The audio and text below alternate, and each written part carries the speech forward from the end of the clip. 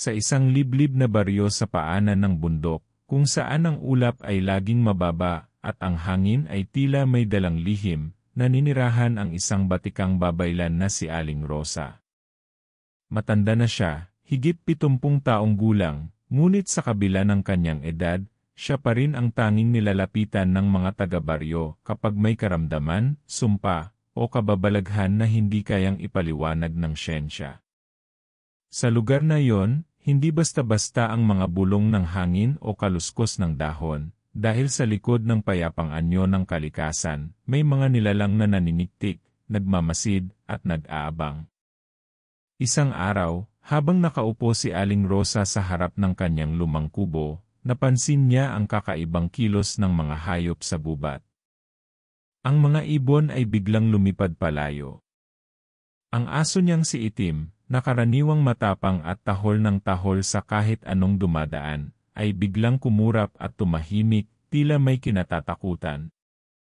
Naramdaman niya ang kakaibang lamig sa hangin. Alam ni Aling Rosa may dumating. Hindi basta tao.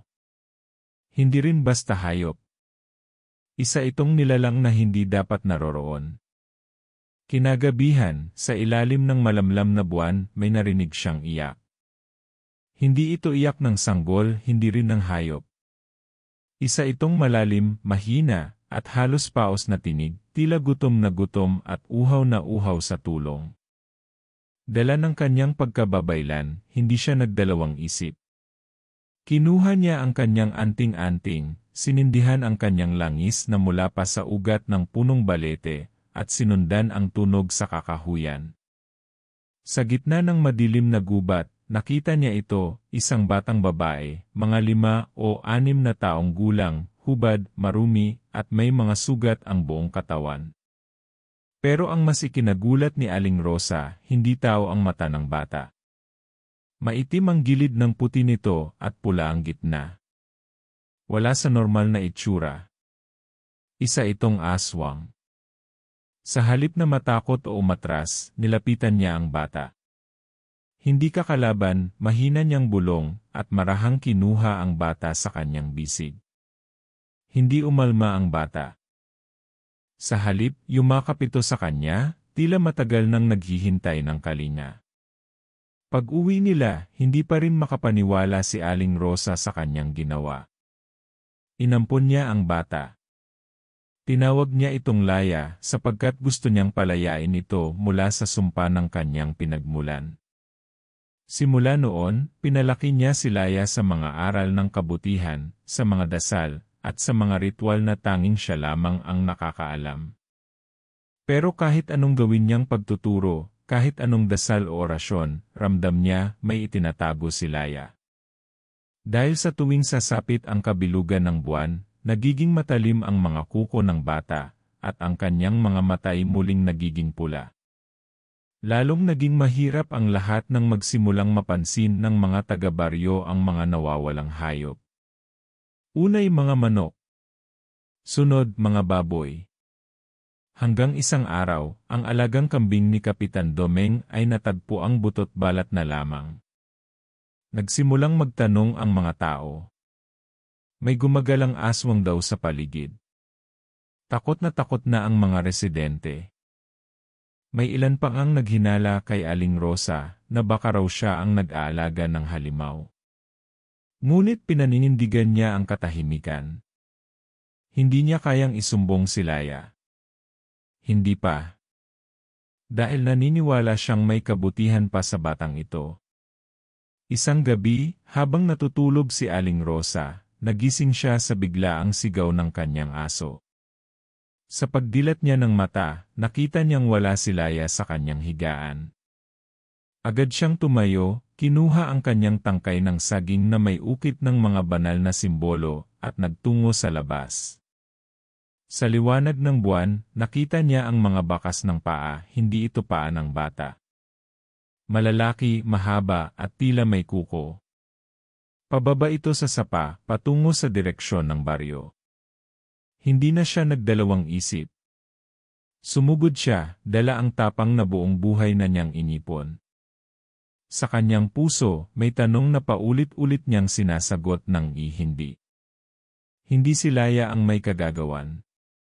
Hindi siya ang aswang. Ngunit habang papalapit siya sa pinanggagalingan ng mga sigaw, isang anino ang humarang sa kanya, matangkad, payat, may pakpak, at ang mga matay tila kilala niya. Si Laya ba ito? O may ibang nilalang na mas matindi pa sa aswang ang tunay na may kasalanan? Abangan ang buong kwento sa Aswang Eni Inampon ng Batikang Babaylan, Kwentong Aswang, True Story. Hindi gumalaw si Aling Rosa. Pinagmasdan niya ang aninong nakaharang sa harap niya, mata nitong pula, katawan ay tila tao, ngunit may mahahabang kuko at mga pakpak na parabang galing sa isang malaking paniki. Dahan-dahang lumapit ito sa kanya, tila nag-aalangan, parang may gustong sabihin pero hindi makalapit. Ang puso ni Aling Rosa ay kumakabog. Laya, mahina niyang sambit, umaasang sasagot ang nilalang. Ngunit sa halip na tugon, isang mahinang ungol lamang ang narinig niya. Isang ungol na puno ng sakit at gutom. Bigla itong tumalikod at tumakbo papalayo, papunta sa direksyon ng sapa. Hindi nag-aksaya ng oras si Aling Rosa at sinundan ito. Tuloy-tuloy siya hanggang sa makarating sa isang maliit na kuweba na matagal na niyang iniiwasan noon pa man. Ayon sa mga matatanda sa baryo, ito raw ang dating taguan ng isang engkanto na isinumpa, at wala pang nakababalik mula rito na buo ang ulirat. Ngunit ngayon, doon mismo nagtungo ang nilalang. Pagpasok niya sa loob, naamoy niya agad ang halimuyak ng dugo at usok. May mga bakas ng paa sa putik, may mga punit na tela, at sa isang sulok, nakita niya ang isang maliit na kahon, ito ang kahong dati niyang pinaglagyan ng banal na bato, isang anito na ginagamit sa pagtaboy ng masamang espiritu. Mula nang alagaan niya si Laya, itinago niya ito, natatakot na baka masaktan ang bata. Pero ngayon, tila may kumuha nito at ginamit. Sa dilim ng kuweba, may narinig siyang mga boses. Hindi boses ng tao, hindi rin hayop. Para silang mga bulong ng hangin na may halong pagdaing. Dahan-dahang lumapit si Aling Rosa at sumilip. Sa pinakaloob ng kuweba, nakita niya si Laya nakaupo, umiiyak, at yakap-yakap ang sarili.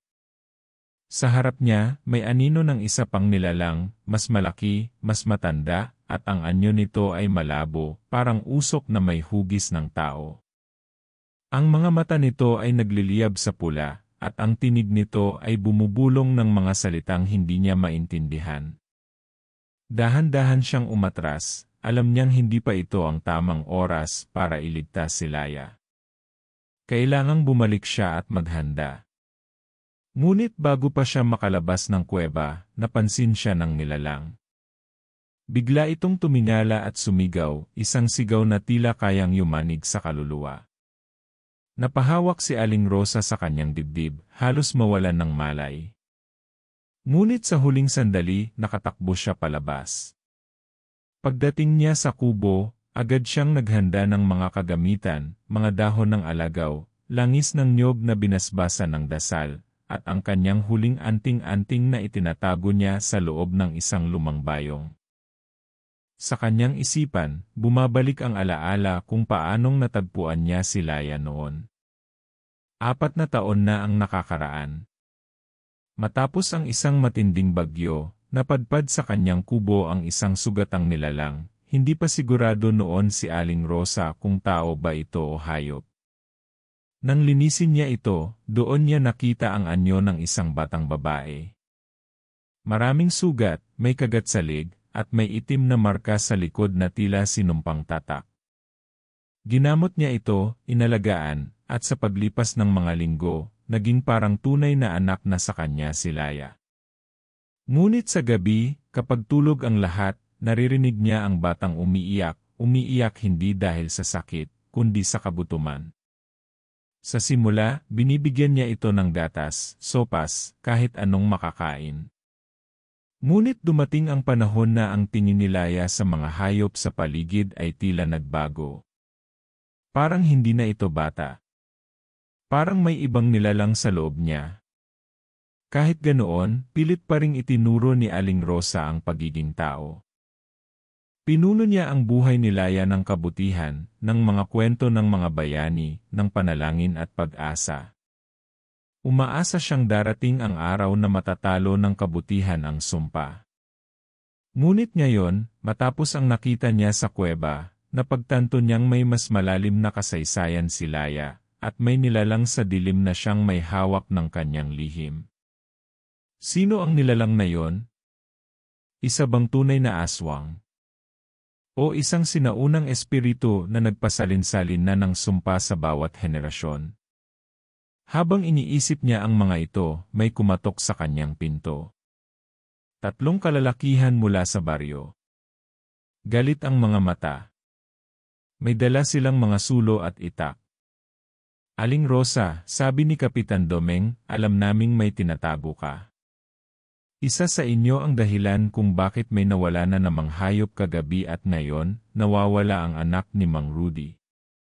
Hindi makasagot si Aling Rosa. Ang lalamunan niya'y tuyo, at ang puso niya'y biglang bumigat. Ang tanong ngayon, hanggang kailan niya maitatago ang lihim ni Laya? At kung siya man ang tinutukoy ng mga tao, paano niya ipapaliwanag na ang batang inampon niya ay hindi lang basta aswang kundi bahagi ng isang mas malaking dilim na matagal nang nakaamba sa buong baryo? Ang malamlam na liwanag ng sulo ay nagbigay ng anino sa matinding mga mukha ni Kapitan Domeng at ng 2 kasama nito. Para bang ang buong baryo ay nawasak sa kanilang mga mata, ang mga tanong nila'y matalim at puno ng galit. Aling Rosa, muling sabi ni Kapitan Domeng, wala ng oras para sa mga paliwanag. Kung hindi ka makikipagtulungan sa amin, hahanapin namin ang bata, at ipapadala namin siya kung saan nararapat siyang mapunta. Puno ng takot at lungkot si Aling Rosa. Walang laban sa lakas ng mga kalalakihang ito. Alam niyang matagal nang may mga suspetsa ang mga tao sa kanya, at hindi siya makakatakas sa mga paratang. Kung magpatuloy siya sa pagtatago kay Laya, maaari niyang ilagay sa panganib hindi lamang ang kanyang buhay, kundi pati na ang buhay ng bata. Ngunit anong magagawa niya? Wala na siyang ibang pamilya. Si Laya lang ang natira sa kanya. Hindi siya kayang isakripisyo. Pinilit niyang maging kalmado. Hindi ko kayang ipagkanulo ang batang iyon, sabi niya, ang tinig ay may kabigatan. Si Laya ay hindi kagaya ng iniisip niyo. Hindi siya masasamang nilalang. Sumimangot si Kapitan Domeng at lumapit ng bahagya. Masyado ka nang nagtatanggol sa kanya, Aling Rosa. Pumili ka na, kung siya ang magpapatuloy sa ganitong kalakaran, hindi lamang siya ang mawawala. Ang buong baryo ay isasama natin. Ang mga salita ng kapitan ay tumagas sa puso ni Aling Rosa. Ang pananaw niya sa bata ay tila nagsisimulang mabago, ngunit hindi niya kayang tanggapin ito. Laya ay hindi masama. Ang kanyang kabutihan ay hindi maaaring itapon ng isang di mabilang na kasaysayan ng madilim na kapalaran. Ngunit ito nga ba ang katotohanan? Pumayag siya sa kondisyon ni Kapitan Domeng, mamaya na siya magbibigay ng desisyon. Habang umaalis ang 3 kalalakihan, nanatili siyang nakatayo sa harap ng pinto, ang mata ay malalim na nakatingin sa malayo. Walang ingay sa paligid. Maliban sa malamig na hangin, tanging ang mga tunog ng kalikasan ang umaabot sa kanyang pandinig, ang mga sigaw ng mga ibon na nagtatago mula sa dilim at ang pag-alon ng mga dahon ng punong balete. Gabi na at hindi na siya makapagpaliwanag. Hindi siya maaaring mawala, ngunit hindi rin niya kayang isakripisyo si Laya. Ang pangarap niyang palayain ang bata mula sa sumpa ng kanyang pinagmulan ay nagiging mas malabo. Ang gabi na iyon ay puno ng mga anino. Hindi matanggal sa isip ni Aling Rosa ang ginugol nilang taon ni Laya, ang mga pag-alaga, ang mga dasal, at ang mga pagnanais ng mga hangarin ng kabutihan. Alam niyang may mas malalim na puwersa sa likod ng lahat ng nangyayari. Hindi niya alam kung paano, ngunit may malaking misteryo sa nakaraan ni Laya. Hindi ito isang batang nilalang na karaniwan. Hindi ito basta aswang. Sa kabilang dako ng baryo, habang ang mga tao ay nagsisimulang magtipon at magbuntunan ng galit, may isang batang lalaki na tahimik na nagmamasid. Si Tino, isang batang 14 na taon, ay matagal nang may lihim na nararamdaman tungkol kay Laya. Hindi siya makapaniwala na ang batang itinuturing nilang aswang ay may kabutihan. Palagi niyang naririnig ang mga kwento ng kanyang lola tungkol sa mga nilalang na may halong human at aswang, ngunit ang mga kwentong iyon ay hindi nagpapakita ng kahit na anong tanda ng pagkatao. Ngunit kay Laya, ibang-iba. Siya ang unang nakakita ng malasakit kay Laya nang makita niyang umiiyak ito sa gilid ng sapa noong 1 linggo. Hindi siya kayang itulak palayo ng takot. Tinulungan niya si Laya at dinala ito sa kanyang bahay. Hindi man ito inamin ni Laya, ramdam ni Tino na may takot din ito, takot na maging ganap na aswang. Dinala siya sa isang matandang bahay ng isang albularyo na nakatago sa gilid ng bundok. Si Tino ay natututo ng mga kaalaman sa mga nilalang na hindi maaaring makita ng mga mata ng iba. Isa siyang tagapagtanggol ng kalikasan, isang batang naglalakbay upang malaman ang mga lihim sa paligid. Natutunan niyang ang mga aswang ay may ibang bahagi ng kanilang kaluluwa na naiwan sa ibang dimensyon, at tanging ang mga matatandang babaylan lamang ang may kakayahang makipag-ugnayan sa mga nilalang na ito. Ang pag-aalaga kay Laya ay isang tungkulin na hindi madali, pero ito rin ay may malaking pagkatalo kung hindi ito magagampanan ng tama. Sa ilalim ng lihim ng gabing iyon, nagsimula siyang mag-isip. Ang tanging paraan na matutulungan si Laya ay kung matutulungan niyang maipasa ang sumpa ng kanyang kaluluwa sa ibang katawan, isang katawan na hindi mahihirapan. Ngunit may isang malaking tanong, pwede ba siyang maging bahagi ng plano ni Laya? Pwede ba niyang malaman kung ano ang mangyayari kapag ginugol ang oras ng kanyang buhay sa isang bagay na hindi kayang labanan ng puso? Hindi alam ni Tino kung saan ito hahantong. Ngunit tiyak siyang magiging bahagi siya ng laban, o hindi man, magiging bahagi siya ng isang bagay na magbibigay sagot sa tanong na matagal nang hinahanap ni Laya. Sumik ang malamig na hangin sa gabi habang si Aling Rosa ay muling naglakad sa gilid ng bundok, dala ang bigat ng mga desisyon na kailangan niyang gawin. Ang mga mata ng buong baryo ay nakatutok sa kanya. Ang mga tanong at paratang na kanilang binibitawan ay tulad ng mga palaso, dahan-dahang kumikirot sa kanyang puso. Nakaramdam siya ng isang matinding pighati. Minsan na niyang nasaksihan ang mga ganitong sitwasyon sa kanyang buhay, ngunit hindi siya kailanman nakaramdam ng ganitong kabigatan. Dapat niyang protektahan si Laya, ngunit ang presyo ng pagpapasya ay tila hindi na kayang bayaran. Habang siya ay naglalakad, ang mga ulap sa langit ay nagsimulang magtipon, at ang malamlam na liwanag ng buwan ay nawasak ng mga anino. Muling bumalik sa kanyang isipan ang mga huling salitang binitiwan ni Kapitan Domen. Ang mga babala ng mga kalalakihan ay tumaga sa kanyang dibdib. Kung hindi siya magpapasya ngayong gabi, ang buhay ng kanyang inampon na anak ay isusumpa sa kapalaran ng kamatayan o higit pa, isang kapalaran na walang pag-asa. Bakit ba kailangan ko pang magtago? Tanong niya sa sarili, habang patuloy na naglalakad. Ang bata ba ay talagang isang aswang? O ito ba ay bahagi ng isang mas malaking kasaysayan na hindi ko pa naiintindihan? Ngunit may kakaibang nararamdaman si Aling Rosa. Ang kanyang mga mata ay muling naglakbay sa kabundukan, at doon, sa dulo ng madilim na kabubatan, may nakikita siyang usok na tila nagmumula sa isang sinaunang altar. Alam niyang may nangyayari sa gitna ng gabi, at ito ay may kinalaman kay Laya. Tinutok niya ang kanyang mga hakbang patungo sa lugar na iyon, hindi nagtatangi ng pag-ingat. Samantala, sa baryo, si Tino ay nagsimula ng magtungo sa bahay ni Aling Rosa. Hindi maitatanggi na ang lahat ay tila umaayon na sa isang nakatagong lihim, isang lihim na nag-ugnay kay Laya sa nakaraan ng buong baryo. Minsan pa, naramdaman ni Tino na ang kabutihang ipinakita ng bata ay tila hindi isang aksidente lamang. Sa tuwing nagsusuri siya sa mga lumang dokumento ng kanyang lola, naririnig niya ang mga kwento ng isang babaeng pinili ng mga espiritu ng gabi, ang unang batang aswang na isinumpa upang maging tagapagligtas o tagapagdala ng sakuna sa mga tao. Ngunit ang mga kwento ng nakaraan ay palaging nagtatapos sa isang tanong na hindi kayang sagutin ng kahit na sino. Bumangon ang mga alingaungaw ng mga sigaw mula sa baryo. Kasunod ng mga kaluskos ng mga talahib, lumabas si Tino at naramdaman niyang may isang puwersa na tila nag-aanyaya sa kanya patungo sa kabundukan.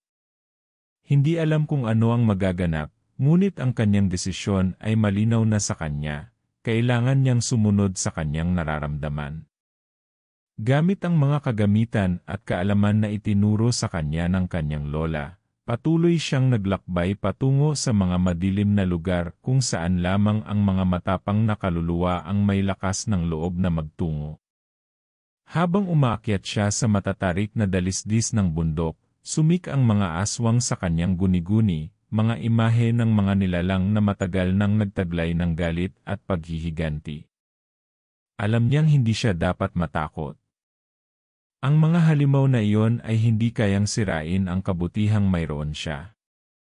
Ngunit may isang bagay sa bawat hakbang na nagsasabi sa kanya, hindi ito basta-basta laban lamang. Laban ito para sa kaluluwa ng isang batang naglalakbay patungo sa kanyang tunay na katauhan. At si Laya, bagamat aswang, ay nagtataglay ng isang pagnanasa na mas mataas pa sa anumang uri ng kadiliman. Habang pareho nilang tinatahak ang magkaibang landas, ang kalikasan sa paligid ay nagsimulang magbago. Ang mga ulap ay nagtipon at ang hangin ay lumakas, kasabay ng tila isang sigaw mula sa pinakamalalim na sulok ng kagubatan. Mabilis na dumapo ang dilim sa mga kalikasan, at ang mga puno ay parang nagiging buhay, parang nagmamasid at nagmamatsyag.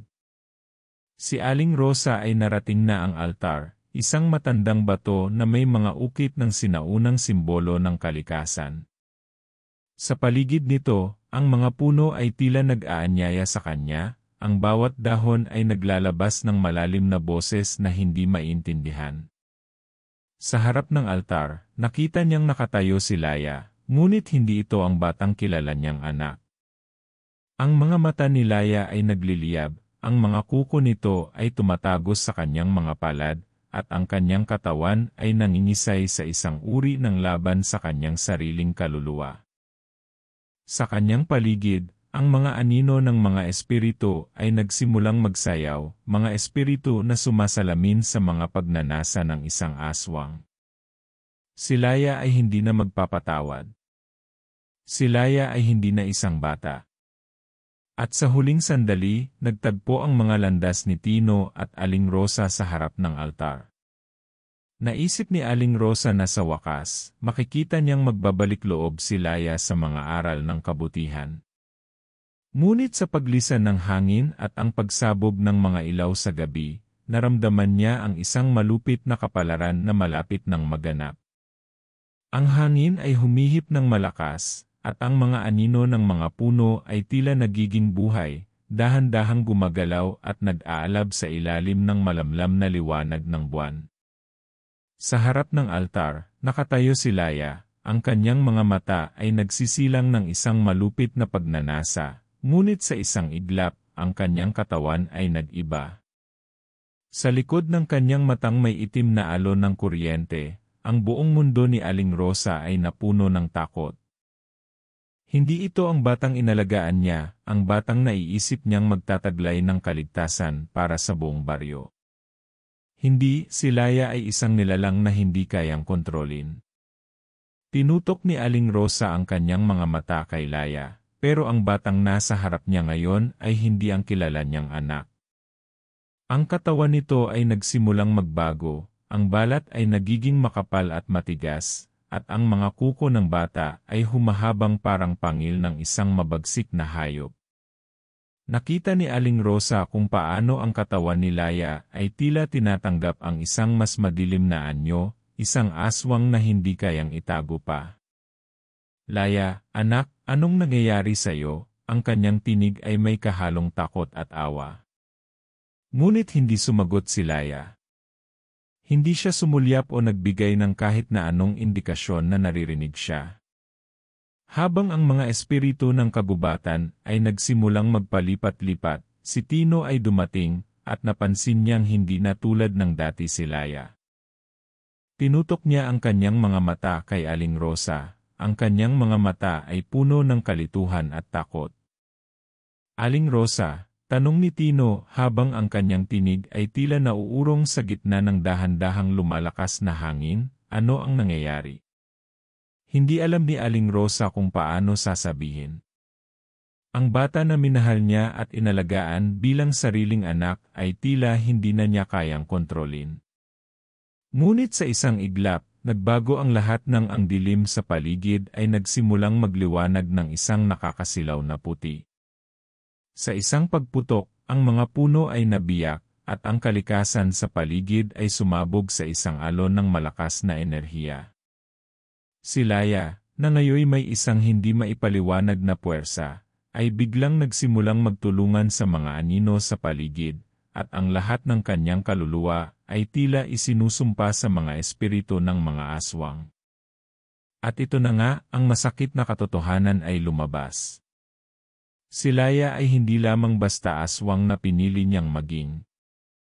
Siya ay isang nilalang na isinumpa sa loob ng isang sinaunang paktang nagbabalik sa mga unang aswang, ang uri ng mga nilalang na hindi kayang magbalik sa anyo ng kabutihan nang hindi nalulunod sa kadiliman ng kanilang pinagmulan. Hindi siya ang batang nilalang na magliligtas sa kanilang komunidad. Siya ang batang magiging dahilan ng tuluyang pagkawala ng lahat. Laya, sa pagkataon niyang hindi pa ganap, ay naglalaman ng isang kapangyarihan na maghahatid sa kanila sa isang digmaan sa pagitan ng dalawang mundo, isang digmaan na hindi nila kayang pigilan. Si Tino ay hindi makapaniwala sa kanyang nakikita. Ang batang minahal at inaalagaan nila ay hindi na siya, at ang aswang sa harap nila ay may kakayahang sumira ng buong baryo. Kasama ang mga anino, ang kanyang katawan ay nagsisimula ng magbago. Hindi pa siya nakapagsalita, ngunit ang alinggaw-ngaw ng mga espiritu ay nagbigay ng senyales na ang halimaw ay bumabalik sa lupa. Ang mga puwersa ng dilim na nakaamba ay nagsimulang magbuo ng mga bagong puwersa, at si Tino ay hindi alam kung paano lalabanan ito. Hindi siya handa. Hindi sila handa. Habang ang mga alon ng enerhiya ay patuloy na lumalakas, ang takot sa puso ni Aling Rosa ay tila sumabog. Laya, ang batang inampon niya at itinuring niyang anak, ay naging isa sa mga pinakamalupit na nilalang sa kanilang mundo. Ang mga anino sa paligid nila ay nagsimulang magliwanag sa kakaibang porma, at si Aling Rosa ay wala nang makuhang lakas upang lumaban. Ang mga sigaw ng mga kaluluwa mula sa malayo ay naging bahagi ng pag-aalimpuyo sa kanyang katawan. Alam niyang ito na ang pagsisimula ng isang laban na hindi nila kayang tapusin. Si Tino, na nakatayo sa gilid, ay nagmamasid sa nangyayari. Ang mga aswang ay nagiging bahagi ng lahat, ngunit isang bahagi ng kanyang pag-isip ay nagsasabi sa kanya na may solusyon pa. Ngunit ano ito? Ang puwersa ni Laya na may makapangyarihang puk sa loob ng kanyang kaluluwa ay nagsimulang magbigay ng mga ulap ng hindi malamang enerhiya. Ano ba ang kinalaman ng kanyang kwento sa isang mas malalim na kasaysayan na hindi pa nila kayang aminin? Si Tino ay nagdesisyon na hindi pwedeng magpatuloy na ganito. Kailangan niyang malaman ang buong kwento ng batang inampon ni Aling Rosa, at kung paano nila haharapin ang pinakamalupit na pagsubok ng kanilang buhay. Ang hangin ay nagiging mas matindi, at ang mga alon ng enerhiya na nagmumula kay Laya ay patuloy na lumalakas, tila sinisira ang kalikasan sa paligid. Ang mga anino sa kagubatan ay nagsimulang magsanib at magbago ng anyo. Si Aling Rosa ay nakatayo sa gitna ng madilim na altar, ang kanyang puso ay puno ng takot at pagsisisi. Ang batang minahal at itinuring niyang sariling anak ay nagiging isang nilalang na mahirap intindihin. Ang puwersa na bumabalot kay Laya ay hindi na kayang kontrolin. Ang aswang na sa unang tingin ay isang batang inosente ay tila sumasabog sa isang porma na puno ng galit at takot, isang nilalang na naglalaman ng galit mula sa nakaraan. Si Tino, na nagmamasid mula sa malayo, ay nagdesisyon na hindi pwedeng magpatuloy ang lahat ng ito. Alam niyang may mas malalim na dahilan kung bakit nangyari ang lahat. Hindi basta ang mga puwersa ng dilim na nagkontrol kay Laya. Si Laya ay hindi isang aswang na ipinanganak mula sa masamang puwersa. Siya ay isang nilalang na isinumpa, isang bata na ang kaluluwa ay napuno ng isang malupit na kapalaran.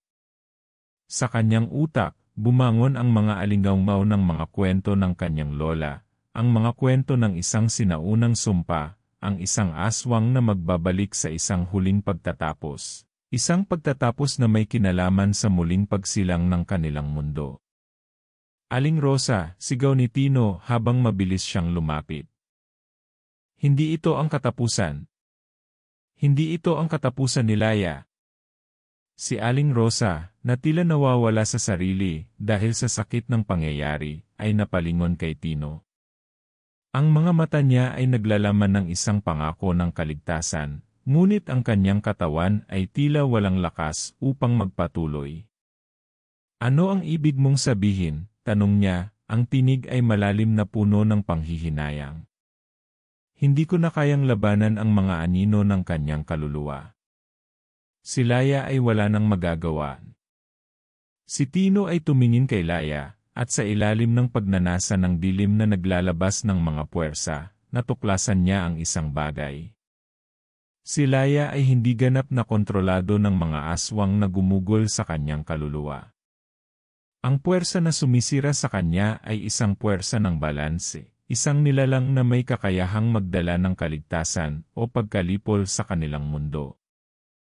Si Laya ay hindi lang isang aswang, siya ay isang nilalang na may kakayahang magpabalik ng lahat sa isang bagong anyo, kung nais niyang isakripisyo ang lahat upang mapanatili ang balanse ng kalikasan. Ito na ang oras, Aling Rosa, sigaw ni Tino habang naglalakad siya patungo kay Laya, hindi na tinatangi ang matinding enerhiya sa paligid. Hindi siya pwedeng maging ganito. Kailangan mong tulungan siya. Si Laya, na nakatayo sa harap nila, ay nagsimulang magsalita sa isang tinig na malalim at puno ng pasakit. Hindi ko kayang labanan ito. Ang kanyang boses ay bumulong, parang humihingi ng tulong. Ang sumpa ng aking pinagmulan ay malupit. Ang aking kaluluwa ay tanging maghahatid ng kasakitan sa lahat. Aling Rosa, na may luha sa mga mata, ay dahan-dahang lumapit kay Laya. Anak, hindi kita pababayaan. Hindi ko hayaang magtagumpay ang dilim sa iyong kaluluwa. Sa isang iglap, ang katawan ni Laya ay nagsimulang magbago muli. Ang mga kuko ay nagbalik sa kanyang orihinal na anyo, at ang mga mata ay muling naging malungkot. Ngunit ang puwersa ng dilim ay hindi humihinto. Laya ay nagsimulang magliyab ng mga alon ng enerhiya, isang enerhiya na puno ng galit at lungkot. Aling Rosa ay napaluhod sa harap ng bata, ang kamay ay nakataas upang magdasal. Kung gusto mong baguhin ang kapalaran mo, Laya, kailangan mong tanggapin ang iyong kaluluwa. Hindi mo pwedeng takasan ang iyong pinagmulan, ngunit pwede mong baguhin ang iyong layunin. Nasa iyong mga kamay ang kapangyarihan na magdulot ng liwanag, anak. Ang alinggaw ng mga espiritu ng kagubatan ay nagsimulang humina, at si Laya, na nakatingin kay Aling Rosa, ay napansin ang isang ilaw na nagsimulang magmula sa kanyang puso. Ang mga anino sa paligid ay nagsimulang magbago. Ang mga kalikasan na tila nawawala ay nagsimulang magbalik, at ang buong paligid ay nagsimulang magliwanag ng malakristal na liwanag. Ngunit hindi pa tapos ang laban. Habang ang mga puwersa ng dilim ay nagsimulang maglaho, may isang matinding sigaw na umabot sa langit. Sa ilalim ng lahat ng ito, may isang lihim na hindi pa natutuklasan. Si Laia, bagamat siya ay nakalaya mula sa mga anino ng kanyang pinagmulan, ay may isang malalim na pagkakakilanlan na hindi nila kayang tanggapin. Ang lihim na ito ay hindi kayang burahin.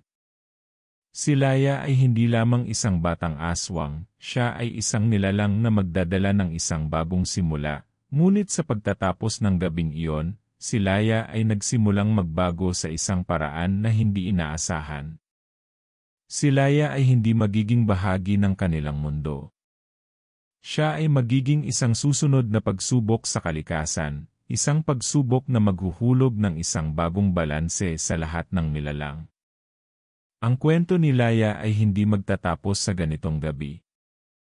Sa paglipas ng mga araw, ang kanyang pangalan ay magiging isang alamat na magsisilbing paalala na ang tunay na kapangyarihan ay hindi sa pag-aari ng isang nilalang, kundi sa desisyon ng kanyang kaluluwa.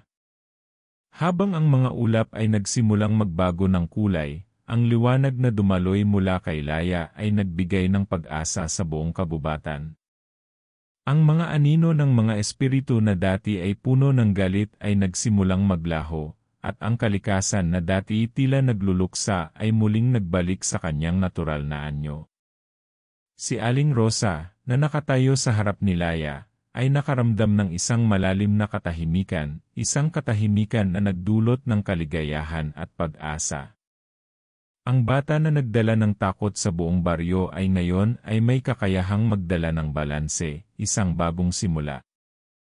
Si Laia, na dati naglalaman ng puwersa ng kadiliman, ay ngayon ay puno ng liwanag. Hindi pa rin siya ganap na makakalimot sa kanyang pinagmulan, ngunit sa mga mata ni Aling Rosa, nakikita niyang muling binangon ang kaluluwa ng batang ito. Habang lumalapit siya kay Laia, nagsalita ito ng malumanay, "Aling Rosa, hindi ko na kayang maging kung ano ako. Pero ito ang aking huling pagminasa, maging ganap na tao." Si Aling Rosa ay lumuhod sa harap ng bata, na ngayoy muling tumatangis. "Wala nang ibang mas mahalaga sa akin, kundi ang kaligayahan mo, anak. Hindi mo na kailangang labanan ang iyong pinagmulan. Sa iyo ang pagpili at hindi mo kailangang mag-alala. Tutulungan kita." Sa mga huling sandali ng gabing iyon, ang liwanag ni Laia ay nagbigay ng isang hudyat sa buong baryo. Sa malayo, narinig nila ang mga sigaw ng mga kaluluwang naglalakbay, ngunit ang mga sigaw na iyon ay hindi na naglalaman ng takot, kundi ng pagpapatawad. Ang mga espiritu na nanatili sa paligid ng kagubatan ay nagsimulang magbalik sa kanilang mga lugar. Ang balanse na nawasak ng kasaysayan ng mga aswang ay unti-unting bumalik. Isang linggo ang lumipas, at ang buhay sa baryo ay nagsimulang magbago. Ang mga tao ay hindi na natatakot kay Laia. Sa katunayan, siya ay tinanggap bilang isang bagong miyembro ng komunidad. Ang batang naging simbolo ng dilim at takot ay nagbigay ng isang bagong liwanag sa bawat puso. Si Tino, na nagpatuloy sa pag-aaral ng mga sinaunang kasaysayan ng kanilang lahi, ay natutunan na si Laia ay hindi lang isang batang aswang, kundi isang simbolo ng bagong pag-asa. Ang mga kwento ng aswang ay hindi na palaging tungkol sa takot, kundi sa pagbabalik ng balanse at pagkakaisa sa kalikasan. Si Aling Rosa ay nagpatuloy sa pangangalaga kay Laia. Nang maglaon, natutunan niyang ang batang iyon ay hindi lamang produkto ng isang sumpa, kundi isang pagkakataon na ipinagkaloob sa kanila ng kalikasan upang magtulungan at magpatuloy. Si Laia, kahit hindi siya ganap na tao, ay naging isang alituntunin na nagpakita ng lakas ng loob at kabutihang loob sa lahat. Sa mga susunod na taon, ang baryo ay nakatagpo ng bagong yaman sa kabubatan, ngunit hindi na ito kinuha ng walang pag-ingat.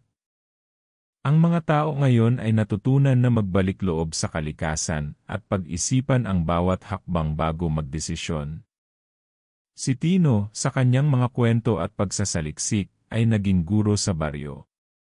Tinulungan niyang palaganapin ang mga kwento ni Laya, mga kwento ng pagpili ng kabutihan, ng pagtataguyod ng balanse, at ng pagtanggap sa mga bagay na minsan ay mahirap tanggapin. Si Laya, sa kanyang bagong buhay, ay nakatagpo ng kapayapaan. Hindi siya muling naging aswang. Ang kanyang kaluluwa ay nagkaroon ng bagong halaga, hindi sa kapangyarihan ng mga nilalang ng gabi, kundi sa pagninasa niyang magbago. Ang kanyang kwento ay naging isang alamat, hindi lamang ng takot, kundi ng pag-asa na sa kabila ng lahat ng madilim na pinagmulan, mayroon pa ring pagkakataon para sa liwanag. At sa huling tanawin ng gabi, habang ang buwan ay tumataas sa kalangitan, nakita ni Aling Rosa ang batang itinuring niyang anak, si Laya, na nakatayo sa harap ng kanilang bahay, nagmamasid sa tanawin. Sa kanyang mga mata, hindi na takot ang nakikita. Ang liwanag na nagmumula sa kanya ay patuloy na nagbigay ng gabay sa lahat ng naghahanap ng katotohanan at pag-asa. Sa gabing iyon, nagsimula ang isang bagong simula para kay Laya at para sa buong baryo.